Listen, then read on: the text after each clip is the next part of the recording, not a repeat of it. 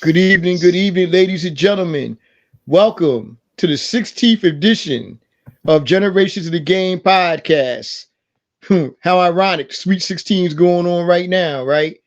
Anyway, of course, I got my co-pilot right alongside me, my boy Will Lyons. Will, what's going on, brother? How you feeling? Hey man, anytime we record in, it's a great day, man. We above ground, and of course, we got another amazing guest. For the show, I think the people are going to be very excited. So I'm gonna go Yeah, ahead and run the indeed. intro. So we have, JP and I. We always represent, for New Jersey. We love our Jersey Hoopers and everything like that. We talk about the Camden program a lot. So, as fans of the game as a whole, we would be remiss to not acknowledge the legends on both sides. We have the all-time leading scorer for the Camden, girls program, and now the head coach of the program. We have a legend, Annie Payton in the building. Hey, how y'all doing? Oh, we good. We good. That's what's up. That's what's up. Thank you guys so much for having me, man. I'm so appreciative of the opportunity. Anytime I get to talk basketball, I'm like in my element. So I'm loving this already. Oh yeah, for sure. I mean, we talk hoops on the timeline all the time. So I was like, it's Mhm. only right we got to get Annie on the show. Yeah, man. So the first thing, I just wanted to kind of course, talk about you hooped for a long time, one of the best I've seen do it in South Jersey. So what was that like? Because I feel like it's an underappreciated hoop area, coming up, in Camden and in the South Jersey hoop scene.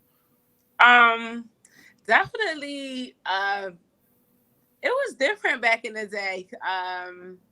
It was a lot of grit. I think that our area sometimes gets overshadowed because we're in between two tough places, right? Philly basketball is a different type of basketball, and then even North Jersey, it's just a different style of play. And a lot of times, South Jersey hoopers, um, we kind of get the end of it, but we produce a lot of points, right? We produce a lot of scholarships as well. But I think when it comes to us being a part of that discussion, we tend to get overlooked, even though we put in just as much work as a Philly hooper or a up north hooper. But it was definitely different back in the day. I would even say like even just the size, the style of play, the amount of hours that was put in it, everything was just different back then to in comparison to how it is now.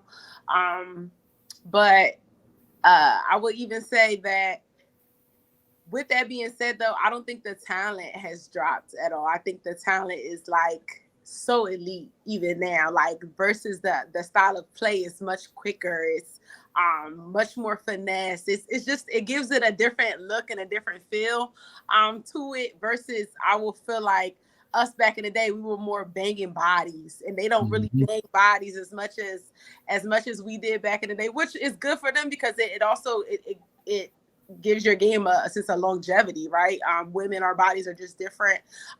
So yeah, I would say back then it was much more physical, but they definitely had that finesse and that skill, and that athleticism now is like crazy. So yeah, Facts.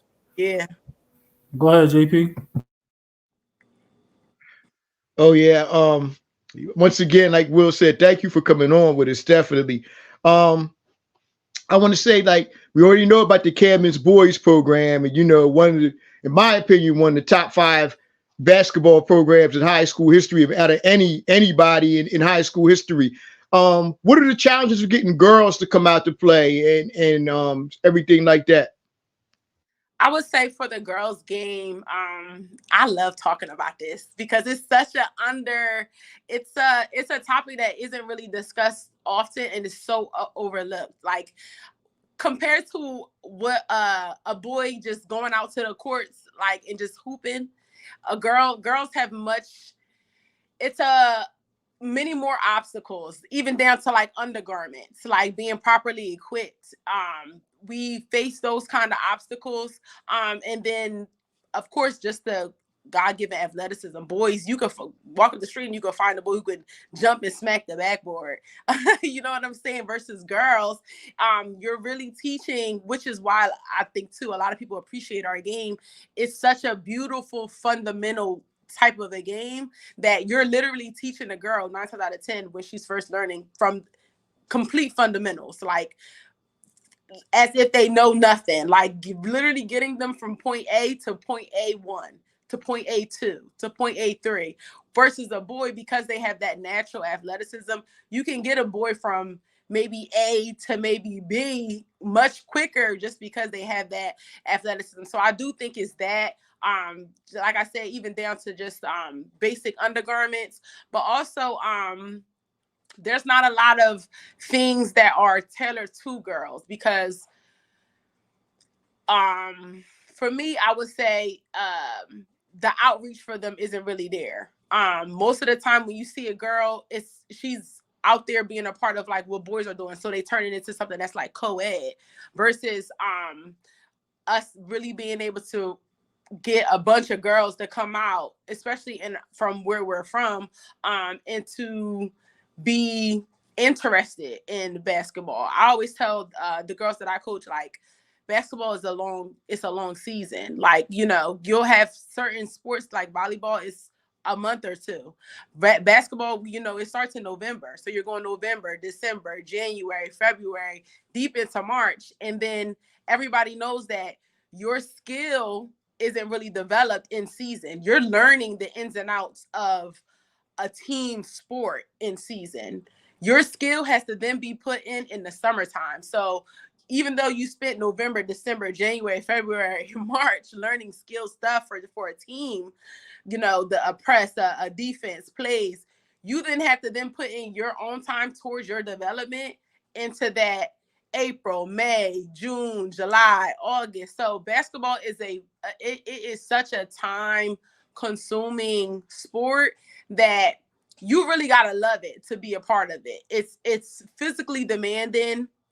Mentally, it's high demand mentally as well. And then there's a lot of components that go into it, right? It's not just, you're not just learning how to bunt a ball, or you're not just learning form. You got to learn to dribble. You got to learn defensive principles. You have to learn form shooting. You're learning so many different things that is to develop a game, which if you don't have the resources that are going to teach you that, like a trainer, or, you know, an older brother who's already involved in it, or like anything like that at your disposal, if you have to walk blocks to go and get it, it's if you don't have the funds to, you know, incorporate it into your daily life, it has to be really something that you're passionate about. And I just think that girls from our city, or any urban area or any rural area, like, you know, I feel like even rural, they might even have it harder, because you literally have to walk probably miles to get to your nearest basketball court, which we're in the city, you know, I could walk a couple blocks and I'm at Whitman. I could walk a couple blocks and I'm at Camden High Park. You know what I'm saying? So I just think that those kind of resources for girls, it's a little bit more difficult. That whole learning, it could be discouraging, because it is a sport that demands a lot. It demands a lot. It is fruitful too, though, when you lock in and you put that work in, but it demands a lot out of you. Absolutely. And speaking of, you know, kind of seeing the fruits of your labor, as we spoke about, we know you know, are the all-time leading scorer, and then, you know, you went on to play at Hofstra. What was that experience like, you know, the college hoop scene? It's so funny you asked me that. I was literally just telling somebody today my story. I was speaking with a young lady, just trying to help her fill out, like, you know, where she should go or whatever.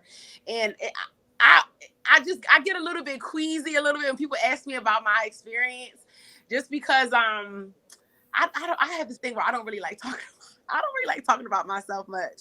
So when it comes to people asking me, it's a little bit odd, but I definitely enjoyed my time at Hofstra. It gave me a different look at life in general, because I did come, you know, I'm a city kid. You know, I grew up out Parkside. the demographic is mostly African American, Hispanic. Hofstra gave me a complete flip of that. Like I was predominantly around white kids all the time. It gave me a different look at style of play too, because where we're from, it's pretty much run and gun. You know what I mean? You push, you buckets, you getting it up. You know, we're physical, we're banging bodies. We're not really running sets. We're not running plays like that. Like, you know, they say a lot, you know, there's a difference between basketball players and hoopers. You go to a lot of cities, you'll get a hooper because I don't need to play. I can go get a bucket. You don't got to worry about drawing me up nothing. Yep. I'm going to figure it out. Versus when when you're at that level, D1, no matter what, like the good programs, they're going to run sets. And even though you may look to the naked eye or to a casual watcher, it just looks like they're swinging the ball around most of the time. But the moment the ball crosses half court, they're in their quick hit half court set. So for me, learning that aspect of the game, I feel like Hofstra taught me that a lot. Learning how to play within the system, because, you know, growing up, I played with kids that we worked together from freshman year up until my senior year, which is unheard of because kids will move around the moment they get an itch in their back. So it's very different in comparison. But from me playing like that and then going into the next level and seeing that if a kid comes in, they're learning our system, yes, but I also have to learn how to play with this kid versus playing with kids that I've known since I was in the 6th grade, like type time. But Hofstra taught me how to play in the system, taught me a lot about different defensive looks, but it also gave me a different competitive grit too. I would say too, because, you know, when you're playing in college, they say it's a very small percentage that makes it to that level, to that D1 level. So, you know, I was a big fish in a small pond, you know, where I was playing that. Even though I was able to make a name for myself, then I had to do it all over again. So that it gave me a different type of grit. It gave me a different type of push for sure. Some that I appreciated, some that definitely carried on into my life even after, you know, basketball. So Hofstra was different. For sure. Absolutely. Yeah. Well, you know, of course, I know a little bit about Camden High School girls basketball too. Like I said, when I was a kid, I went to some games. I remember watching the Grace Odricks, the Rebecca Odricks, was it Carla Robinson? One of my good friends, Dana Medore, she played, I think, with the 86 team. She was the point guard. So yeah, I was familiar with that. What made you want to come back home and rebuild this program? Because at one time, Camden High School girls basketball program was a very, very great program too, I think, under Coach English at one time. So what made you want to come back home and establish a you know, bring it back to prominence again? For me, it always goes back to the kids. Like, it's not, for me, it's never about ego. It's never about self. Like I said, I don't really talk about myself much.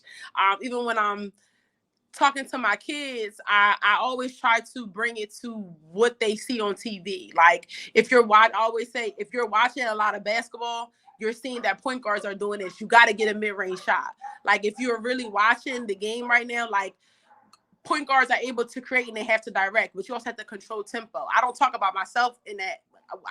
That's not something that was a part of my style. So for me, it goes to letting them know that, seeing me, knowing that if she did it, I could do it too, if that's what your goal is going to be. But also knowing that I watch a lot of basketball, so I'm also in touch into what's going on now. So you're going to get the best of both things. And I feel like, you know, you could get people to fill a position, right? But it's very rare that you're going to get a person to fill a position that loves it. Like, I love it. Like, we know our Coach Turner, right? He did it until the end. You feel what I'm saying? Like, that's kind of how I see myself. Like, it's not a stepping stone for me. Like, I have no aspirations to coach college basketball. Like, where I am now is where I love it. Like, I'm home. I want kids to see me, know that I've done something. They can do it too, knowing that I can give the direction if that's what they want, so that they can also do it too. So for me, it's about that. I feel like nobody's going to love our kids the way that we love our kids. You know, you can always get somebody to come in oh yeah, I want to do this, and then my next goal is this. My next goal is this, so I'm gonna use it as a stepping stone. I don't see our kids as a stepping stone. That's never the case for me. Like, this is home for me, so I take it very personal. For me, and it's not just also about like the X's and O's, the basketball part of it. Like, my kids know they can call me for anything. Like, they FaceTime me. Like, it's extremely comfortable. Like, I'm cool with their families. Like, if you need it, I got it, then that means you got it too. That goes down to anything. So for me, it's like, you're not gonna get a person, I don't know, maybe they could, let me not toot my own horn too much, but I just feel like you're not gonna get a person like that unless they've walked the same walk. You know, they're talking the same talk, they're from the same streets, and you get a different type of love for it. You get you just get a different type of feel for it. That's really what it was for me. So I did start off at Willingboro, my coaching career. I started off at Willingboro and I came back home. But there's nothing like it. There's no place like it. Like, for me, it really is about the kids and making as many opportunities as I can for them on and off the court. And I just feel like ain't nobody gonna love them like our own. That's just how I feel. Right. Well, I'm a Willingboro graduate, so that's really? yeah. I graduated class of '90. Yeah, class of '90. Yeah. What year did you coach it at Willingboro? I want to say 16, 17. I always get my years mixed up. Whenever somebody asks me how long I've been coaching at the high, I even get that mixed up because I just feel like I've been doing it for so long now. But I started, I want to say 16, I did 2 years there, 16, 17, 17, 18. Maybe those are my 2 years, I want to say. But I did my first 2 years head coaching over at Willingboro, and then I came home. Yeah. I actually think it's awesome, like, and even on the men's team, I know Nelly, was coaching over there too. So just seeing you two come home and be invested in the program, like you said, it's not like a stepping stone thing. You can tell, it's a genuine like love, and interest in the kids, and the city that's needed. I feel like a lot of times now people do a lot of things like trying to get on, trying to be on somebody's coaching staff at the next level, AAU program or whatever. But, you're not reaching the kids the same way that you can, when you're truly, invested. So shout out to you for that. Absolutely. I feel like kids can feel it. Kids can feel it. They can feel when you using them for like your next thing. You know what I mean? Like, or if you using whatever it is that they can feel it. Like, you think you may be in over, but kids can feel it. Kids can feel when something is genuine. Kids can feel when like, oh, this person actually cares about my well-being, me as a person, not just about what I can provide to a program. This person cares about me. If I've eaten today, if I went to all my classes today, like how my parents are doing, like this person cares about me as a person, how my siblings are, like this, they can feel it. They can feel it. Absolutely. And real quick, JP, we do shout outs at the end, but I got to give a shout out while we got Annie here. Shout out to Dee Higgs specifically because I don't personally know her. She's a real hooper though, but my baby. Small story. So, I'm from Lawnside. Her dad, Jabari, that's my guy. He actually was the track and field coach at Haddon Heights when I went there. And like his aunt was my history teacher at Lawnside, like since I was like little, man. So the Higgs family and I go back a long way, and I see she's been doing her thing, man. It's beautiful to see. She's a true leader, completely fearless. Rarely will you ever see her without a smile on her face. She loves basketball. Like, it's very rare that you see a kid that is like in it because they want to do it versus it's the expectation that a parent has. But Dee, it's like it's all her. Like, she's totally locked in on that. Like, seriously, her growth. Like, this past summer that we just had, like the season that she had, people were coming from her sophomore year of me having her and seeing her play in the summer, and everybody thought that she was a transfer. They could not believe how they were asking me, where did I get this kid from? I'm like, I already had her. She was already there. That's how much work that she put in. People could not believe that was the same kid. So yeah, she ended up getting first team Olympic conference this year, which if you know our conference is tough. Like, we're in with Paul Six, Camden Catholic, Bishop Eustace. Our conference is tough, and Dee earns herself first team Olympic conference worth that. With with Halia, she ended up getting second team Olympic conference. Like our kids are putting in the work. So yeah, Didi is she's very much one of one. Very much one of one. So that actually gave me a question that I didn't initially have. So from your experience and now as a coach, do you think it maybe means a little more, when you have, kids from the public schools, reaching these heights and having this success? And I'm not trying to take away from anybody, but as you know, the Catholic schools, the prep schools, the way that they can recruit and the way the kids jump around, seeing that, like you talk about that development, that homegrown jump. I 100% agree to that. It definitely makes the playing field a little bit uneven, but I always just tell my kids, like, what's for you is for you, and you can go and snatch whatever it is that you want. Believe you me. Like, I tell them that. Like, whatever you want, go get it. If you feel like somebody overlooking you, perform. You know what I'm saying? Like, so even though your team may not be performing the best, you always show your best, though. You always show, so that there's no mistake of the kind of player that you are. There's no mistake of you finishing out every single minute. How hard you play, you'll still end up getting your recognition. But I definitely, I kind of agree to that sentiment, that the moving around with that it does create a different type of discourse as far as talk. But I always tell, like, go get what's yours. Like, if you feel like it's you want that on your plate, go snatch it. Go put it on your plate. Then everybody plate the same, no matter what school you're going to. Your plate not bigger than my plate. It's about what you putting on it. You just go get it. And that's exactly why we need, not everybody wasn't a hooper, and it is true, but this is why it is essential to have people that's been in the shoes, in these positions now, because who could tell them better, than somebody that's been there. Yeah, that's true. That's very true. And like, even what you said, like, I feel like, even with Nelly coaching on the boys' side, like our girls still have access to her. You get what I'm saying? So you're literally seeing two people every day that have played at the level that you want to be at. So you already know off the bat that your resources are endless if you put the work in for it. You get what I'm saying? So for me, it's just like, they got to see us. And I feel like if we don't put ourselves out there, even with us, with the younger kids starting as young as middle school, we got to do a better job, a better due diligence of even getting them on board and interested, because we got to show them us. You know what I mean? Like, I started playing in 6th grade at the Boys and Girls Club right across the street from Camden High, and now I'm coaching at Camden High. It's really crazy, but it's because, like, those resources were there for me, and we just got to make sure that the younger ones, they have the same access to those resources. Absolutely.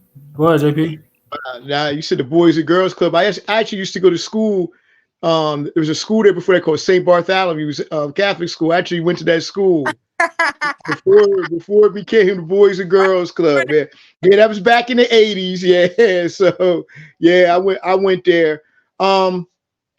So tell us about your team this past year, and what can we look forward to in future for Camden High girls basketball? This year, my team was pretty young. I graduated just one senior, so I'm bringing back pretty much my entire group. And then, of course, we're always hoping that we get some incoming freshmen who are completely dialed in, because we start in the summer. Our stuff doesn't start in November when rosters are submitted. Our girls, they're playing summer league, they're playing fall league. They're training in the summer, and for us, it's important for us to, like I said, with the resources, our kids may not have the funds to shell out for training. So we make sure that we make ourselves available to offer that to them. And if there are people in the community, which my brother does offer it for us at the War Room, the training, just to make sure that, our girls are we're making it even ground. Even though they may not have the funds for it, we're going to ensure that the resources are available to them. So just that for me is really making sure that we're pushing hard on skill building in the summer, really getting back to our fundamentals, fine tuning them, and then just playing a lot of basketball in the summer. I feel like making sure that everybody stays in shape, stays conditioned. I'm hoping that next year we'll have a better showing as far as with our in-game play, and that's just with our girls getting used to getting more comfortable. I don't want to say getting used, but getting more comfortable with playing with each other, and then doing that at such a high level. Like my group that I had my previous year, I had a lot of senior leadership. I graduated 7 seniors, so it was a lot. And then I ended up tearing my patellar playing. So that summer I kind of took not that we took a hit, but like I said, it's important for us to make ourselves available. So because I took a hit, I wasn't as available to the girls in regards to skill building and development. But this year it's going to be a complete turnaround. So we're excited for that. The girls are already excited for summer. That's all everybody's been talking about. And just getting our feet up under us and gearing up for the next year for sure. Looking forward to that. When I'm back in the area, when I come home to visit, I'm gonna have to check y'all out for sure. For sure. Yeah, definitely. You will get my support as well. I'm definitely going to try to make a couple games since I'm still in South Jersey area. You know, I'm always used to seeing the Camden High boys, but I guess I got to see the girls now too. Absolutely. So see them both. We could do both. And I hope you all really do get the support too of the city and, you know, and everything, you know, because athletics are very important for young people, whether not only for boys, but for girls as well. Like you said, it makes a way for them. It paves a great way for them as well. And it's good to see somebody from the city, grew up in the city, knows the city, and gives back to the city the way you're doing. So you definitely should give yourself kudos for what you're doing and building young ladies, not only on the basketball court, but also for life skills as well. Absolutely. I appreciate that. Thank you. And then I do have something else I wanted to ask you about. So, like I said, you know, kind of right after the intro, you know, we always talking basketball, right? So, watching a tournament, I just want to know if there's any, you know, players that really is like caught your eye. You know, I know that the media likes to really only show Caitlin. She's amazing. Don't get me wrong, but so many other talented players, you know. For example, Diasia Fair, you know, I feel like people wouldn't even have known. Can you believe that she hasn't got media? She's top the top 5 all-time scorer. You know, you wouldn't even know it the way they act. Know it. You wouldn't.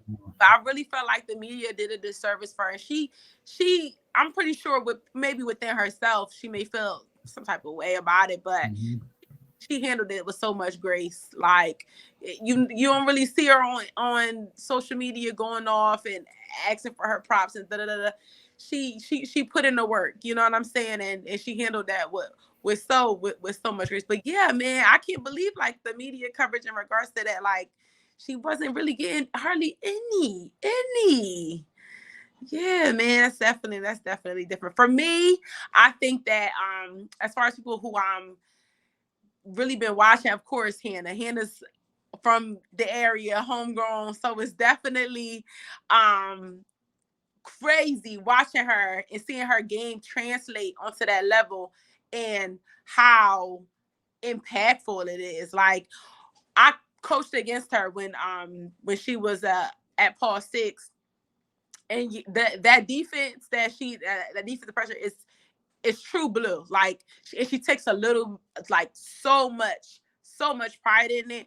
It gives the game a different look when she's on the floor, like for sure. So seeing that translate to the top talent in the country and seeing that she's making even a bigger impact is just a beautiful thing to see. Madison over at Texas, I love her, big guard. Like I feel like Texas is even though they're the 1 seed, they're the 1 seed right now, or they're the 3. They're a 1. They're underrated though. I felt like how can it be an underrated 1 seed? I just feel like they're not as talked about as much as they should be, which is it's a little bit disrespectful. But the fact that she's a freshman, that's a big guard. That's Madam KD right there. Oh my goodness. It's just like you see her play and it's like she's physical, she bangs bodies, like that is a freshman. Like, you know what I'm saying? I feel like the freshmen have been really, really, really showing out crazy this year. You know, I'm a South Carolina fan. I'm a big South Carolina fan. So for me, I definitely want to see them perform to the point where it gets them a championship, obviously, but I love the statement wins. Like that North Carolina win, like that's my type of stuff right there. Like, yeah, like we're not only are we going to beat the top of the top, but we're going to like pulverize. Like we're not here to play. Like this is about our respect. And I do feel like a lot of at the beginning of the season, I think they had them 6 or something at the beginning of the season. Yep, number 6.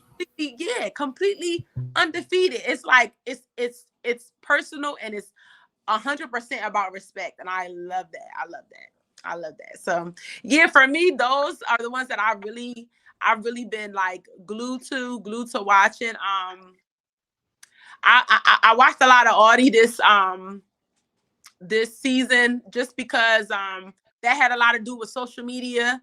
Because before she got to Iowa State, she was on social media a lot for her size, her touch around the rim, soft touch, big body, plays physical, but really knows how to use her frame to really get into position. She got a lot of that, I guess, media coverage when she was in high school young, and just seeing that translate. I watched the Stanford game when she played against Cameron Brinks, and I felt like at first I thought the refs weren't going to allow her to have her way, but they did. Like, you know what I mean? She ended up getting Cameron into foul trouble early, even though people would say both of them didn't really make an impact, but getting Cameron off the floor, that's the impact that you need. Like, you know what I mean? Now they're without their, you know, it's usually double trouble, but now you only have to deal with one. You know what I'm saying? So I enjoy watching that game. I'm excited for, you know, the C16. You know, I just love that. So I could watch it all day. Like it's my comfort zone for sure. Now we could tell, you know, you truly like love hoop. Go ahead, JP. Now I was going to say, you know, like you said about the girl from Iowa State, and I see some vicious things said about her online from people, and I was very, very disappointed and angry for people talking about her size or whatever. First off, number one, she's a hooper, and I don't think people under, you know, we as a society, we should have more compassion, because this girl just lost her father 2 years ago. You know, and you know, everybody's making fun of her. You don't know what she's feeling inside.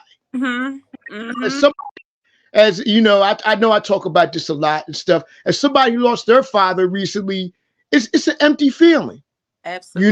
You know, so I can imagine what she's going through. You know, she's this big. She's going to be a major star. They're going to be Iowa State's going to be a tough team. But you know, what she's going through and stuff, I'm sure she wants her dad there to support her, and he's not there. That's a hard thing for a player to go through, and for people to be so vicious online and make fun of her and stuff. To me, it just pissed me off. I actually went at a couple people on Instagram about that, and told them it's not funny. And I honestly, I feel like that's maybe the biggest downside to hoops now, like being a star athlete now. You have to deal with the social media thing. There's literally, even if you don't have any social media, they're gonna still talk about you. So you can not put yourself in a space where you're able to consume it, but you literally cannot take yourself out of the conversation by doing that. You know what I'm saying? Versus us back in the day, it was just like, it was what we had Facebook, but it was very much, and Twitter was like, oh yeah, kind of coming up a little bit like during that time when I was in college, but it was nothing like how it is now, where every single thing that you do is criticized. Every single thing that you say can be blown up and be talked. It could be the talk of the town for an entire day. So in the midst of you going to class, going to practice, dealing with whatever you got to deal with on or off the court, you're then having to deal with this whole social media presence and image that you may have to put up. And I do feel like for women, it's much more difficult because we're not just judged by our athleticism. Hardly ever. It's talked about very little. It's always about vanity, the way that you look, money, stuff like that. Like it's very seldom that people are just able to focus on the athletics of a woman versus, like, a guy, that's all, how many points he put up or blah, blah, blah. Nobody really talks about how somebody's looks or somebody's lifestyle off the court. It really is, they're able to focus on, the stats of it, versus for women, it's like, it becomes a thing of vanity, how a person looks. It's very unfortunate because she is a hooper for real. Like, her touch around the rim, delicate. It is good. Like, she is, and it's a freshman, 40 points, your very first ever NCAA post. That's incredible. But people were not able to focus on that and how one of one that is as a freshman. It had to be about the way that she looks. It is totally unfortunate. But she definitely performed. I can say that she definitely performs. Absolutely. Yes, she did. And the thing about it is, like, the criticism not only of her but women's sports in general. I be hearing these jokers online. Oh, why is the WNBA still here? And these guys right here be sitting on the sofa drinking their beer. Can't be hit a 2-foot Nerf hoop in their mom's basement, sitting up here criticizing stuff like this. It's ridiculous. It really is. It's really how it be. It really is. And honestly, I think a lot of the times as women, we're able to take it as that because we know that most of the time it comes from a place of, like, you want to be there. You know what I mean? You want to be there. You weren't afforded the opportunity. So what else can you do? But, go on social media and try to make somebody else feel bad about what you couldn't do. But I think for the most part, we tend to look at it that way. But I mean, what can we do? The basketball is still good. We do have the viewership. We have the higher this year. I think it's also awesome that, a lot of are being put on ESPN, which I remember growing up, I would have to try to find a login, or it was on ESPN2 or like not even ESPN Plus, like online. Like, it had to be. Now I'm literally watching games on ESPN, and they're putting men's games on ESPN2. Like, you would have never thought that you would see something like that. But I mean, the viewership is there. People are dialed in. People are definitely talking about it. And it's good basketball being played. Like, that last round, like, it's good basketball being played. Just when you thought, a team is up 20 and the game is over, like, you go make a sandwich, you go warm up your food, come back, and the game is close to 6. It's like, this is literally what March Madness is. Like, it literally is. And I definitely think that as much people, they may hate or talk about whatever online, the real people who really watch basketball are definitely dialed in. They're dialed in for sure. Oh, definitely. I mean, I think I watched more of the women's game last weekend than the men's game. I did. I had, because it's must see. You had to watch USC with Juju Watkins. Yeah, I had to watch South Carolina. I had to watch Caitlin Clark. I at Stanford. I watched all these games last weekend, and they're good games. But I agree with you though about South Carolina. I'm gonna say this: if they play the way they played against North Carolina, nobody is going to touch them. Nobody. And it's amazing. And and me and Will have said this, and me and a couple of my other friends have said this. As far as I'm concerned, Dawn Staley is the best basketball coach in basketball, period. Whether you were talking about college, NBA, whatever, she is the best. As a matter of fact, I wanted the Sixers to hire her last year as the head coach. I really did. Because look, Dawn's from North Philly. She could be playing some of that stuff. They can't get over that nonsense on her. That Dawn's from North Philly. She don't care. I think it's also too the way that she knows X's and O's. Like, definitely. Real. Like, she's really coaching. And it's never mind the respect that she gets because of her, her career. Obviously, you're going to respect that part of it. But when you get a coach that, just when, okay, it's a tight game, and then she literally draws up a play for her big to hit a three. That's like, what are we watching right now? That's X's and O's. That's literally, and you can't even say high IQ. The IQ has to be something different. It is, and she's really coaching. So when I'm pretty sure people saw this roster that she had, and they're thinking, obviously you lose your whole first five. People are saying it, and she kept saying it's not a rebuild. How can you rebuild when you have kids that can literally leave your bench, go to another team, and literally be a star player? Look at her name is escaping me right now. That's played at North Carolina State. Like literally, she was on Dawn's bench last year. Sanaya Rivers. Yes, you can literally leave and go and now be in the Sweet 16 and lead a team into a Sweet 16, right? Like that's like her. That's not just her recruiting, but like that's coaching. Like that's totally different. Also, Zoe, another New Jersey native, North Carolina State. Like it's like the freshmen are, man, New Jersey. We get overlooked, but the talent, man, the talent is absolutely there, and we have kids playing on the big stage. It's like, man, that's so different. Yeah. So I'm gonna tell you this might be the best freshman class I've ever seen in college women's basketball. Just the talent. And you talk about Hannah Hidalgo. She is probably the most fiery competitor that you want to see in college basketball. I mean, she's just fiery. I love her game, the way she plays, and she's a pest. Like she'll pressure you up the court. You see the steals she has.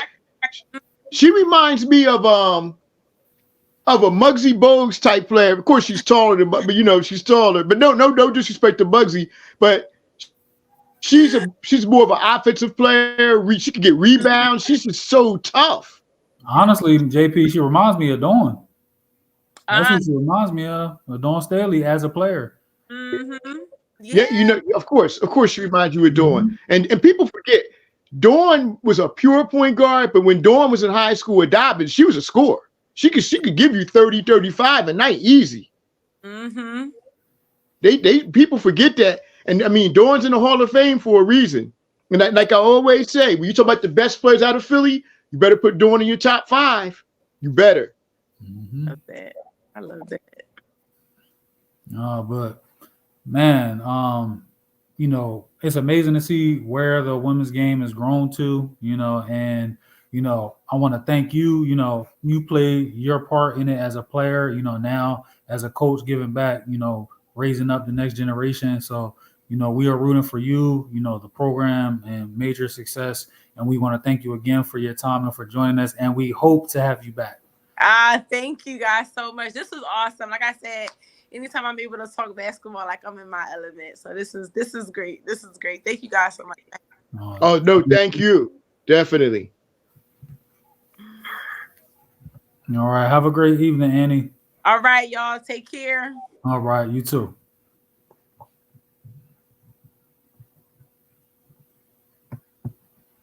And now we have a surprise guest in our midst. I'm going to kick it over to the host with the most, my brother JP.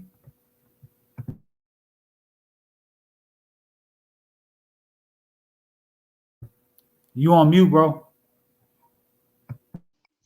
Sorry about that. I was on mute. Yes, we have a special guest on with us right now. Great, legendary Philadelphia sports journalist. Also hosts the show, The Chris Murray Report, on WURD 900 AM from 11 to 1 every Saturday. We welcome the legendary Chris Murray. What's going on, Chris? How you feeling, brother? Well, other than the fact that I'm in my car and not at home watching some of the games because Clemson just pulled off a major upset in the Sweet 16. They beat Arizona 77-72. Granted, I haven't seen the game, but it popped up on my scoreboard. Oh, wow. Well, as I said, we have legendary Chris Murray on here with us. So, Chris, how you doing, brother? How you feeling tonight? I'm feeling great, man. I'm just I've had a long day. We talked earlier, but this is my element. I love talking sports, so I'm good, man. I'm really good. Yes, and I want to introduce you to my co-host here, Will Lyons. This is my co-host. Will, say what's up to Chris. Chris, Chris, Will. good to meet you, good brother. Glad to have you here. Yeah, glad to meet you as well. Definitely, man. And I'm glad to see you guys out here doing your thing, man. You know, doing your podcast and all that. I mean, I like that. That's cool. We're That means a trying, lot. Chris. We're trying.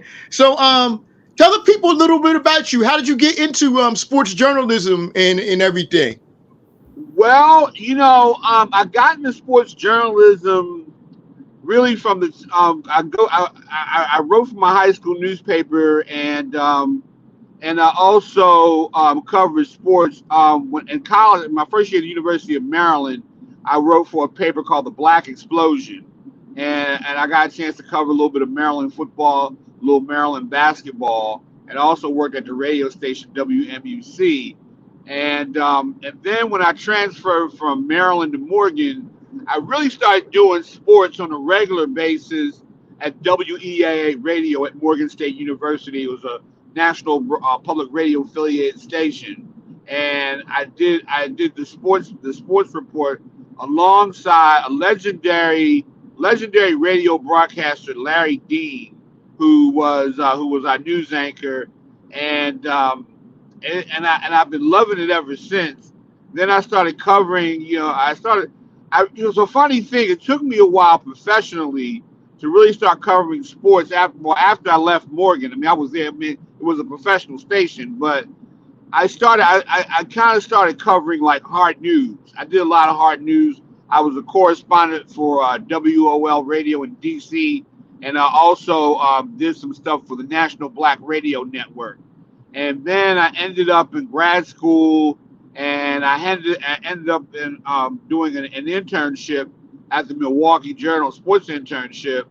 And then I worked at a couple of newspapers doing hard news, but there was a point back around 1997 when I decided, you know what, I enjoy covering sports, and I wanted to do it on a permanent basis. So I've been really doing it for a long time. I worked at a paper called the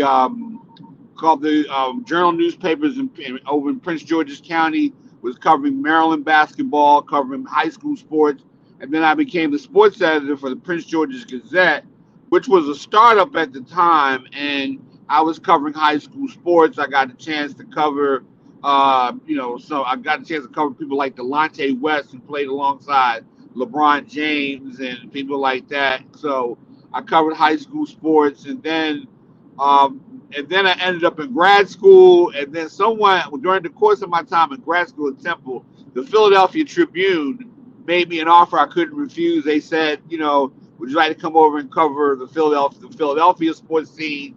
And I've been kind of into it ever since, and that kind of led me to WURD, Philadelphia Sunday Sun, and a whole bunch of other papers and websites and things that I've been doing. So I've been covering sports for a long time. I've covered 3 Super Bowls. I've covered the NBA playoffs, NCAA tournaments, championship boxing, just about everything. College football, Major League Baseball, a couple of World Series. I've been here. Philly has been good to me in that regard.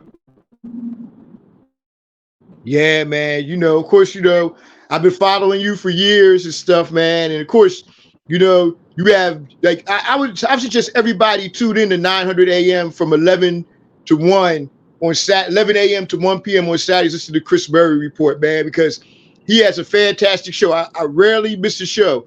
Also, Chris, we talked earlier today. You have a book that you're coming out with. Can you tell the people about that? Yes, I can. It is called First Draft, a collection of stories chronicling race, sports, and social justice. And it's a book that I wrote, a series of columns that I've written over the years, columns and some feature stories about racism in sports. Also, I looked at gender issues. I looked at it from the standpoint of athletes, trying to get power. So it was all these articles that I had written over the years talking about, blacks in sports, blacks standing up for certain issues in sports and all that. And I have to say I was inspired by Bill Rhoden's $40 million slaves. And what happened was I was teaching a course at Temple University, and when it was a course in African Americans in sports. And so what happened, I needed material to teach the course.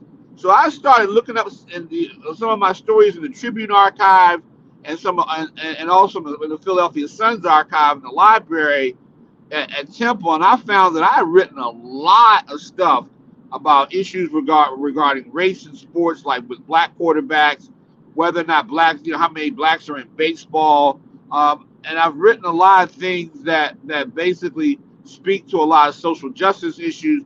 I even talked about in the book. There's a couple of columns included about women in sports. We touched on, gender, sex, sexual orientation in sports. And so I decided about, like, during the course of the pandemic to basically put all those stories together, and kind of, and since journalism is like the first draft of history, since we write the first draft and let everybody else, let the historians analyze what we think and what we said about the time, I decided, what, let these articles kind of be the social commentary of these times in terms of African Americans in sports. I mean, I was talking about the athletes getting involved in Ferguson. I remember there's one column that I did in there about Cardale Jones. Someone told Cardale Jones not to get into the whole Black Lives Matter thing, because he was asking, because Cardale Jones in a Twitter entry basically said that if all lives matter, how are allowed to be often killed. And I said you don't need to worry about that stuff, because championship. Oh, he wrote something in complete sarcasm. Oh, I'm so sorry that I'm talking about race in sports or something like that. And I wrote a column about it, basically bashing the guy, or bashing the mindset in sports that black athletes ought to shut up and just play. And so a lot of the premise of the book are stories about athletes standing up against racism in some kind of way. I also talk about, the issues of black quarterbacks, black coaches trying to break into the coaching game, some of the racism you see there. And, I talked a lot about Colin Kaepernick's struggle to get back into the league, but also to keep up with his principles of standing up for black people who are killed by the police, and people calling him, anti-patriotic and un-American and all this other stuff. And so I kind of started with the pushback against just shut up and just play. And I talked about, how, Jackie Robinson was really the first athlete who really had to deal with that, because after he was allowed to fight for him, to stand up for himself after his first 3 years, Jackie just let it all out there. And so, and they basically told Jackie just to shut up and just play. And that, and that kind of, that resonated with me. And I've written several columns about that. And it's a good, fascinating book. We talk a little bit about women in sports. We talk a little bit about Phillies baseball history and whatnot. So we talk a little bit about a lot of things that came up during this century. Ryan Howard, being the black baseball player that got the love that Dick Allen, didn't. And Dick Allen was happy for that, because that helped him come to grips with his own past. And so the book is out there. As a matter of fact, I'm going to put a somewhere near you, because a shipment of the books have come in, and I want to basically get out there and start talking about the book and playing up the book and everything. But like I said, it's a bunch of stories, a combination of stories and columns I wrote about, I wrote about black issues in sports and race, Like I talked about in a column I did for the Griot.com, I talk about Reggie Bush, and I was the one who said Reggie Bush should not give his Heisman Trophy back after they used him, and he earned that Heisman Trophy. And so, it's a lot. It's a lot. We know, and I deal directly with those issues. I talked about LeBron James and the decision, and Kirk Flood and people like that. So it's a lot. Yeah. Definitely. So when is this book coming out, and where can people buy this book at? Well, what I can do is I'm gonna send you a link right now. I gotta set up some time to have a book tour, because I got all the books. I have the books coming in. I'm gonna find a place where I can kind of sell them, or set up a book signing somewhere in the city of Philadelphia. But I will send you a link once I get home to my computer, to where you and your readers can find, your listeners can find the book. Because right now I'm in the business of hawking this book, and I think you'll like it, in a sense that in a sense that we're talking about the 21st century. Although we paid tribute. I included a couple of stories, and a couple of stuff I did, a couple of pieces I did on Tommy Smith and John Carlos. I think they were at some forum at University of Pennsylvania. Then I wrote another piece on that '68 Olympic team, and how that team not only performed well, but how that team was guided by activism. And it talks about a lot of the guys talking about ways to protest and all that. And I got kind of the inside story of that, talking to former members of that team. But right now I'm just in the process of just getting it out there. The book dropped at the near the beginning of February, and it was just a situation where, with the book company, I had to purchase a certain amount of books to get out there to sell them. So I'm basically ready to go somewhere in the Delaware Valley, and I will definitely put that information out there. But yes, I'm please ready. do. I'm ready. It's ready to come out. I'm ready to put it out there myself. I'm going to talk to. I'm going to be looking at some of the local bookstores in the area and whatnot, to see if to see if they would. It was originally published as a textbook, but I kind of wanted to get it out there more than that. And if I ever get a chance to teach a course in Blacks in sports, it'll definitely be kind of the textbook that I want to use. But what I wanted to do was to chronicle the stuff that was happening in the 21st century. And that's because, like I said, there are not a lot, when they teach these courses at some universities, and there's not a lot of material. I mean, you have to kind of gather it and do the research yourself. And that's and like I said, that was the inspiration for me to put all my stories together like that. Yeah, and Chris, I tell people all the time, in my opinion, this is just my opinion, I think the 1968 Olympic, especially 1968 Olympic track and field team, might have been the greatest team in sports history. Not only was it the greatest team in sports history, but also the most important team as well. As you talk about the activism, the athletes who stood up, and you talk about Smith and Carlos, and now they had the world records that were smashed and broken and everything. In my opinion, that was the best team in sports history as far as I'm concerned. Well, the only thing I would probably disagree with you on is that, to me, the 1976 Olympic boxing team, in terms of Olympics, that might give that team a run for its money for boxing. But I think you're right in terms of track and field, and it was better than the team that had Carl Lewis in them on it. And I say that because when Carl Lewis, and not taking anything away from Carl Lewis, but that team didn't compete with everybody around the world because of the Soviet bloc boycott of the '84 games in Los Angeles. Yeah, definitely. And Will, do you have any questions?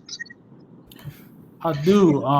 It's a little off topic, but you were talking about your extensive history covering sports.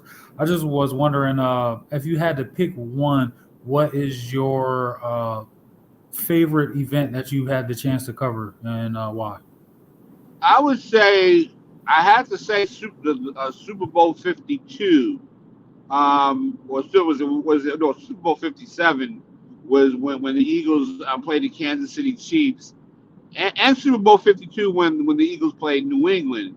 Um, I like both of those events because it was a Super Bowl, and I got a chance to see some great performances. The Eagles won, beating the New England Patriots and whatnot. That was just a tremendous event, and then watching Jalen Hurts last year or I guess it's 2 years now. Last year, put on a great performance in a losing cause, and I thought he outplayed Patrick Mahomes in that game. I thought he really outplayed Patrick Mahomes, but the defense couldn't stop anybody, and it was just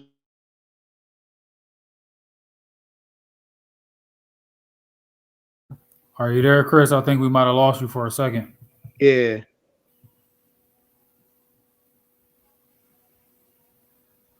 Did we lose Chris? It looks like he's there, but Yeah. something's going on. Okay. Well, let's. Okay, we could bring it back when he comes back, but let's talk about some of the stuff that's been going on. Will, I know you wanted to talk real quick about while we wait for Chris. I know you wanted to talk real quick about some of the craziness we've heard online, man, from people talking about coaches and players and stuff like that, man. Yeah, man. I just think that, social media, kind of like when we had Andy on the show, social media is giving people that, are not experienced, have never been in the shoes of the players and the coaches, the authority to, be extremely critical. Mhm. And I'm not trying to say that you can't have an opinion, but I feel like there is a line, of respect and the way that you kind of address maybe something that you weren't pleased with, whether it's like a coach, not making adjustments that ended up costing the team the game, or a player missing a shot that maybe, or a foul, a timeout, you didn't have a timeout, just things that happen. But I think that people that, specifically in an example of basketball, that can't go out and make a left hand layup, love to be extremely critical, and it's easy to look at things through that lens from our sofas, right? It's easy to say, oh, I can rewind on my DVR right now and tell you why that was blown coverage or what they could have done different, but if you've even played pickup, that the game is extremely reactionary, and it's just hard. That's why they're the 10, what are the 10% or whatever it is make it to college, and the 1% make it pro. Right. I just seen a lot of viciousness, going on from people attacking players, the coaches and stuff. I mean, I've even heard people crazy to talk about Tom Izzo should be fired and stuff. I mean, come on, man. I mean, they have been to 7 Final Fours. I mean, outside of Coach K and John Wooden, who else has been there? Well, here's one of them since 2000. You know how hard it is to get to the Final Four? I mean, people are just ridiculous. But yeah, okay, we have Chris back. Chris, you were making a point, brother. Yeah, no, I was talking about. I don't know if you heard one of my favorite events was covering when the Phillies won the National League East in 2007 before they went that first year they went on that run through the playoffs, and I was basically saying it was one of the great games, one of the great days that I had to cover an event because I got doused with champagne in the afternoon. Then I had to run home. Change because I wasn't going up the turnpike. A black man up the turnpike smelling like alcohol wasn't going to work. Okay, so I went home, dried, changed my shirt, got a little something to eat or something like that, and went up there. And I got to the Meadowlands late in the first quarter, and whatnot, and that's when McNabb was getting body slammed by the New York Giants defense and whatnot, and so it was just one of those things where it was just a fun day to do that, to cover a team winning a division title and then covering an NFL game. That was fun for me. I still was young enough to have enough energy to do that today. I don't know if I can do that now, but it was just a fun experience covering the World Series, covering Super Bowls, watching young Jalen Hurts prove all his critics wrong and whatnot, although he has to kind of do it again. But the thing about it was just those experiences are fun. It's just the camaraderie. It's just just being, getting a chance to be around, the atmosphere of a Super Bowl. It's an electric atmosphere. Last year Philadelphia took over downtown Phoenix, Arizona. That was fun. I got a chance to see Randall Cunningham. Got a chance to really just soak up, that environment. And like I said again, it's fun covering championship runs. It's just fun. It's one of the things that that I always treasure, in the business. Right. And Chris, people don't. I guess a lot of people don't know you're from the Baltimore, D.C. area, and Right.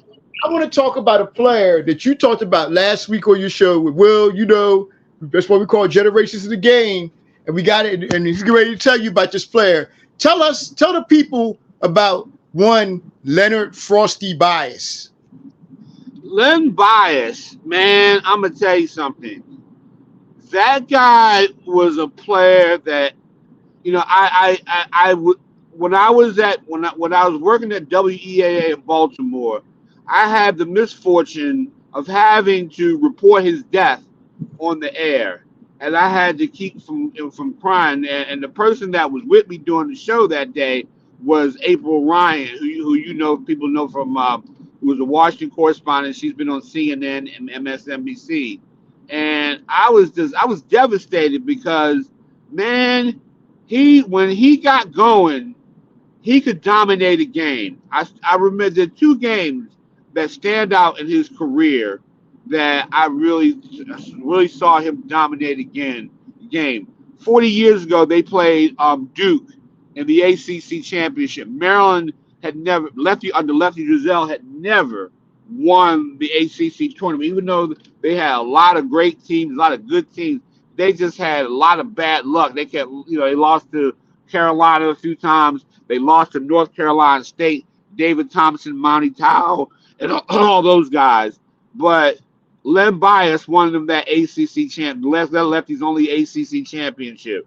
Len Bias destroyed Duke and Johnny Dawkins and Tommy Amaker and all those guys that they had on that team at that time. And then I still remember the most memorable game, the best Maryland memory that I have was when Maryland played North Carolina in the new Dean Dome for the first time and beat them in overtime. And I think Lenny scored like 35 points in that game, and they could not stop him.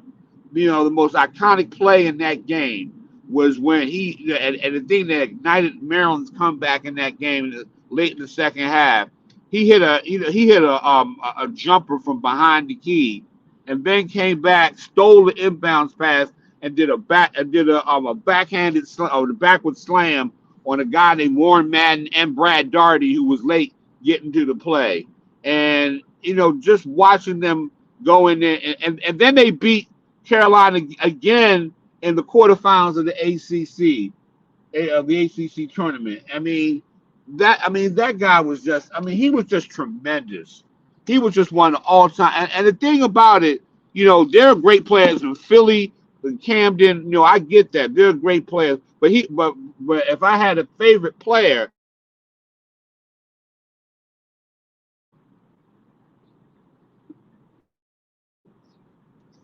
can y'all hear me? We hear you now. Go ahead, Chris. We can hear you. Okay. Yeah. No, I'm just saying that Lenny was just tremendous. I mean, he took down Carolina basically by himself. He Right. took Carol. He took them. I mean, he took them down. I mean, Right. it was incredible. It was just incredible. And he had and his last game, God rest his soul, but his last game, I mean, you know, he had a tremendous game against Nevada. They lost in Nevada, Las Vegas. They had a big lead, but they couldn't hold it. But man, he played his butt off in that game. I mean, he was just, I can't describe except that he could dominate a game. And I think had he lived, I think that, you know, I think the Celtics would have delayed the rise of Jordan in them for winning Definitely. championships with Chicago. I do believe that. Definitely. You know, Chris, I always tell people all the time, as much as I love the 80s basketball, it was also the most tragic for me too. Not only, you know, we talk about lead bias, and I remember that day as well, man. And it was like the unthinkable, you know, that really happened. And it was like unbelievable. But also a good friend of mine, his brother out of Chicago, Benji Wilson, when he was the #1 player, high school player in the country the year before. I remember him.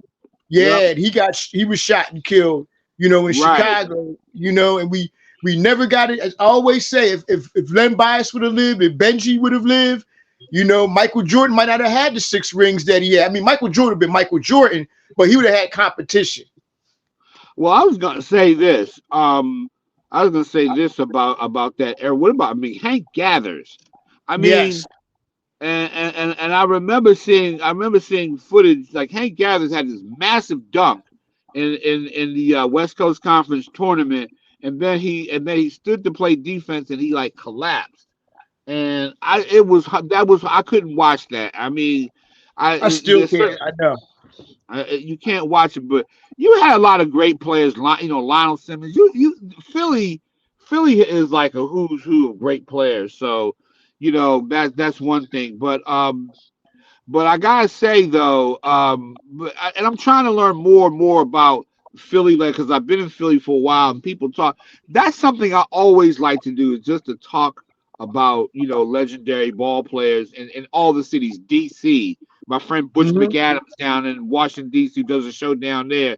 You know, he always puts these great guys from D.C. as great players and whatnot. D.C. versus Baltimore. So this corridor between Washington D.C., Baltimore, Philadelphia, New York, this is the best corridor in the country and whatnot. No doubt. To college basketball, you got Camden, you got Philly, you got Newark, you got Newark, you got, you know, New York City, you got North Jersey, you got ballers. This is like baller central. People talk about the Indiana and all that. Yeah, man, Indiana can't compare. Yeah, Indiana can't compare to, you know, to the East Coast. Sorry, and that's my East Coast bias. I only have a few minutes left because I have to pick up my wife. But but like I said, man, I mean, that's the best ball. I mean, you know, and it's still even to this day. No, Yeah. I agree. Yeah. That, you know, I definitely agree. Oh, and Chris, before you go, definitely link up with Will, because he does a lot of writing his own self and stuff. And Will, you can reach out. I think that'd be good, right, Chris, for you to reach out with Will. Will reach out to you. Sure. Okay. Sure. Yeah. But Chris, man, we want to thank you for coming on. Don't be a stranger neither, brother. You know, we as many times you want to come on, the door is always open for you to come on and talk sports with us, man. Absolutely. I don't, and I want to do it under back, because, like I say, y'all today, I'd rather be in front of my computer, have my so I got my hat on and all that. You know, I'm in my car. I'm like I was telling you earlier. Yeah, see, I'm just in my car and everything. I had to put the light on and all that. But you know, but it's today has just been a long day. But like I'm saying, anytime I just like to kick it every now and then. Just, you know, get away from my scripts and stuff like that, and just kind of dive into it and talk about sports, talk about urban legends and stuff like that. Talk about the Eagles, And especially to talk about and the Sixers. God, the Sixers are killing me, Oh man. man. The Sixers are killing me. I mean, they got to get Joel Embiid back, but they should just shut him down, in my opinion, for the rest of the year. But they got to get Yeah. him back. But like I said, guys, I definitely have to run, and Yeah. and I got Yeah. and I'm in front of my crib, and I see these boxes of books here, and I'm trying to get it in the house because for one thing, we had a situation as I live in Wilmington where people were coming on porches and stealing people's Amazon stuff and whatnot. Yeah. And Yeah. Yeah. so I'm just trying to get in here. But definitely, anytime you need me on something, just give me a heads up, man. We can definitely do it. Hey man, we appreciate you, brother. And real quick before you go, tell the people where they can listen to you again. They can listen to me on WURD 900 AM. They can find it also streams live on Facebook. Just go to WURD Radio. Go to Facebook's. Go to URD's Facebook page, WURD Radio, and like I said, 900 AM and 96.1 FM. And you can catch me from 11 a.m. to 1 p.m. I also occasionally write a column for the Philadelphia Sunday Sun. I still write for them. I just that recently I haven't done much writing, since football season ended, because I've just been running up and down, taking care of my mom and doing things like that. But yeah, you can find me in those places, and and like I said, check out the radio show, and if you want to see the last show, it's on Facebook right now. So I would definitely invite you, and please come on out and call in. I want all you listeners out there to call in, talk to me, about anything you want to talk about in sports. Yes, sir. I'm gonna call in definitely this Saturday, brother. Definitely. Thank you for once again for coming on with us, Chris. We appreciate it, brother. Like I said, we're definitely going to have you on again, especially with boxing and everything like that, because you're a boxing expert as well. So we're going to have you on, brother. Definitely. Yes, sir. Thank you for your time. Thank you for your time. All right. All right. Okay.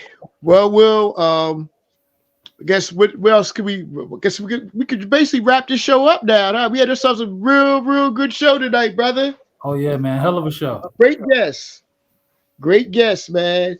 And as always, as me and Will tell everybody, be safe, enjoy your weekend, and hey, it's a basketball weekend. We're getting down to the nitty gritty now. Yes, Final sir. 8 season for women's and men's.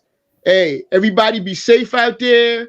Enjoy your weekend. And of course, watch hoops. Peace. Peace.